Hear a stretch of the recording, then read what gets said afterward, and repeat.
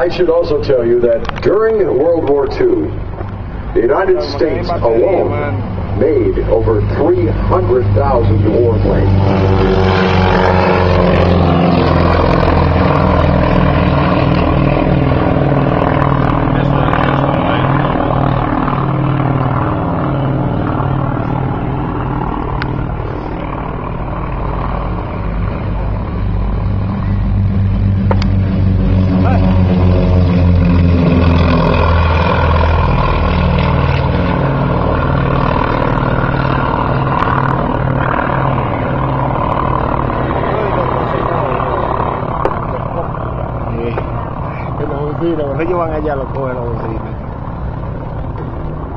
As I said, 300,000 warplanes made by the United States alone during World War II. Where'd they all go? I'm sure a lot of you, if you're airplane fans of any caliber, remember seeing pictures of the desert out in the west with a whole bunch of bombers and other airplanes from World War II sitting there. There's a reason they were there. That's where the smelters were. They were cutting them up and melting them down. And that's why today, for instance, there are only 300 Mustangs left in the world, because they were turned into scrap. That's right. They actually took planes that were on the aircraft carriers and just pushed them right off into the ocean when the war was done as well. Certain types that served in the Pacific, like the famous P-38 Lightning double fuselage airplane, hardly any of those anymore around because they were simply left where they were, bulldozed under, hand grenades dropped in them. Here comes the P-51 again. He's smoking.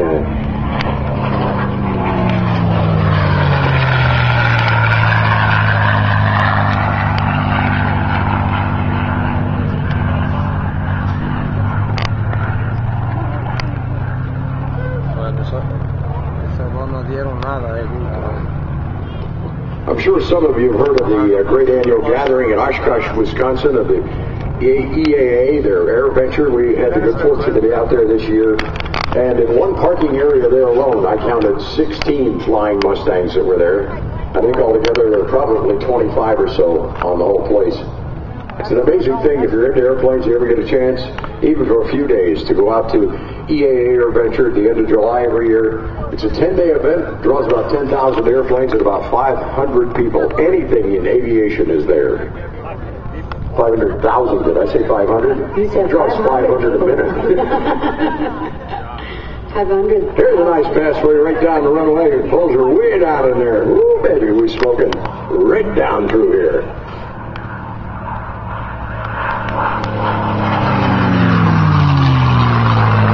That sure looks like fun.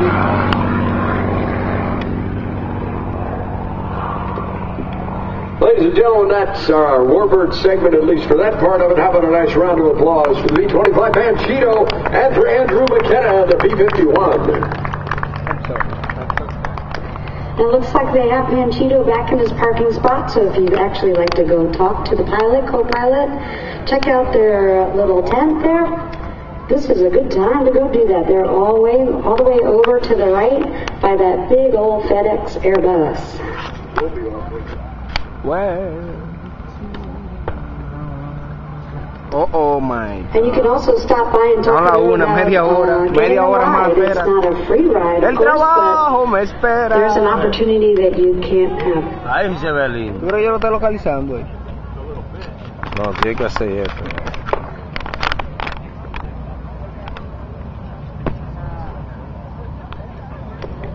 If you're just joining us at the show, welcome.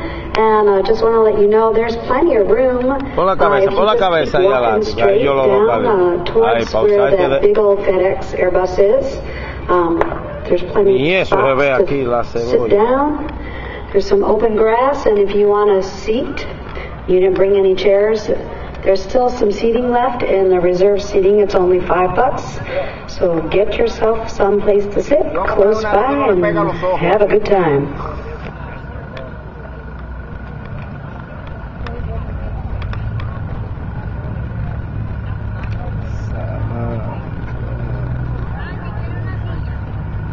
Está enamorada mía, ya.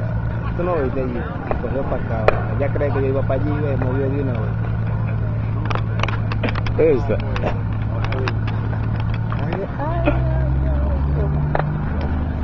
Una foto, mami. Well, ladies and gentlemen, you saw those 4 airplanes take off just a little bit ago. And that's an outfit known as the T-28 Heritage Flight. Víctor, son 30 que hay abajo. And we'll tell you more about that airplane in particular. But I wanted to tell you that this flight honors Yo tengo que the men and trabajar, women, both brother. past and present, that serve in our Ay, que vamos a military. empezar, mira, ay, So in their honor, this flight of T-28s is being shown to you today. Their initial pass, the Banana Pass, a signature pass used by the group. The T-28 Heritage Flight.